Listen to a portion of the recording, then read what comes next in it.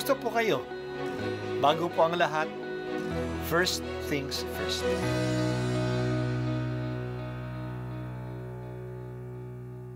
Good morning po. Sinisimulan po natin ngayon ang first things first.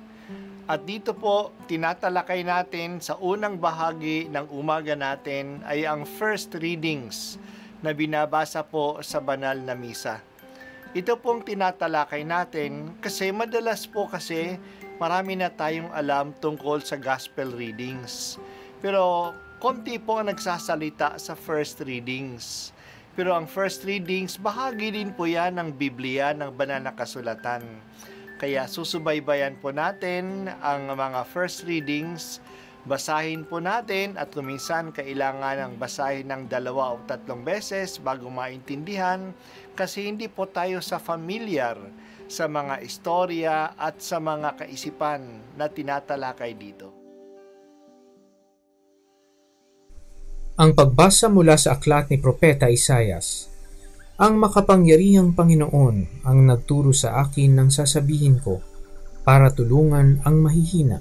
Tuwing umaga'y kanyang binubuksan ang aking pandinig.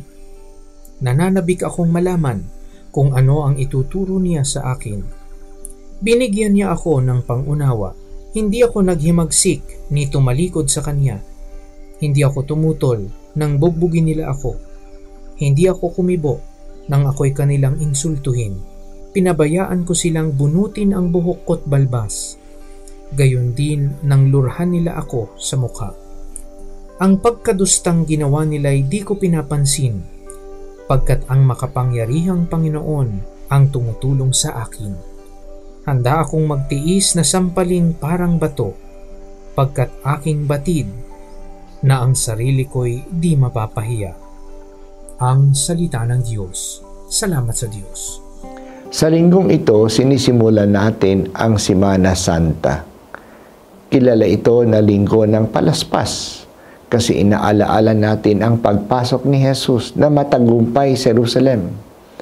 Ito ay tulad ng pagpasok ng isang hari sa kanyang lungsod.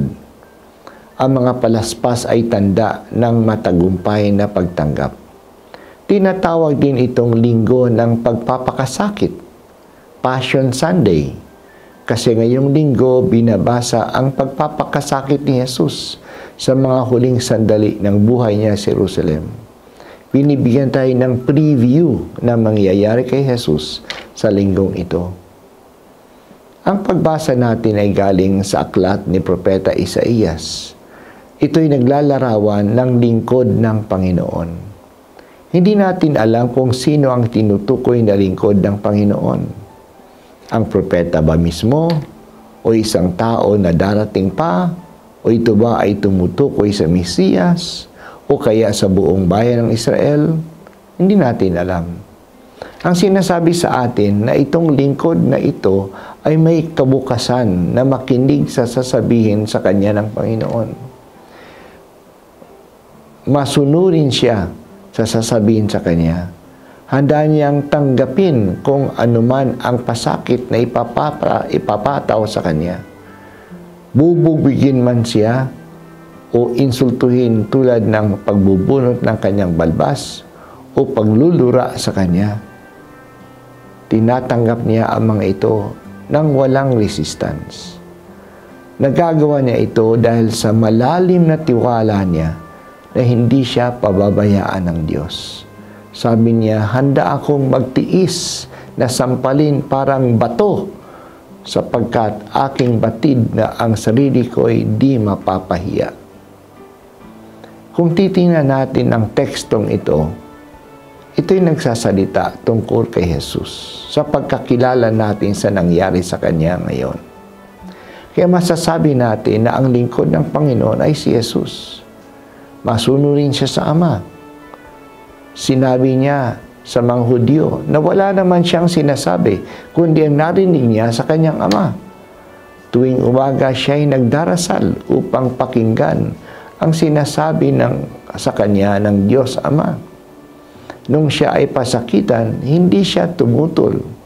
Pinahirapan siya, hinampas at binugbog, pero hindi siya nag-react. Tinatanggap niya ang lahat dahil sa malaki ang tiwala niya na hindi siya pababayaan ng Diyos Ama. Ito ay masasaksihan natin ngayong Huwebes ng gabi at sa Biyernes ng umaga. Tinutupad ni Jesus ang awit tungkol sa lingkod ng Panginoon.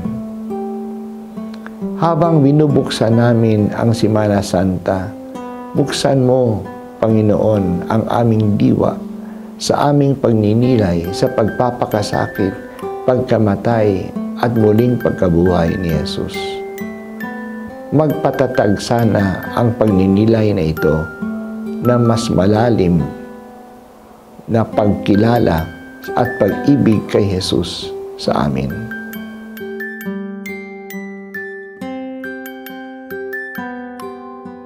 At ako po ay si Bishop Broderick Pabilio dito sa First Things First.